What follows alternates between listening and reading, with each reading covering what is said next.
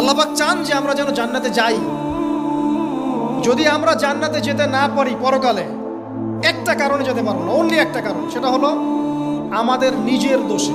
একটা কারণ, যারা জাহান্নামে যাবে মানুষ এবং জিনদের মধ্যে, নিঃসন্দেহে মহাবিশ্বে তারা ছাড়া জাহান্নামে যাওয়ার উপযুক্ত কেউ ছিল না।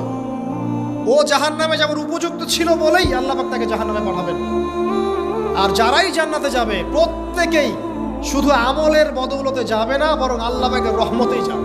কেউই তার আমল দিয়ে জান্নাতে যেতে পারবে না। নবী সাল্লাল্লাহু আলাইহি ওয়াসাল্লাম এমন ভাষ্য বলছেন, ইল্লা আনা, আমিও না, ইল্লা বি রাহমাতিল্লাহ, আমিও নয়, তবে আল্লাহ পাকের দয়া আমাকে ঘিরে ধরবে, আল্লাহ পাকের রহমত যাদের উপরে বর্ষিত হবে তারাই জান্নাতে যাবে ইনশাআল্লাহ। কে আমল দিয়ে যেতে পারবে। যত আমলই করি বলা যাবে না এই আমলের বদৌলতে জান্নাতে যেতে পারবো, আল্লাহ পাক দয়া না করলে হবে না।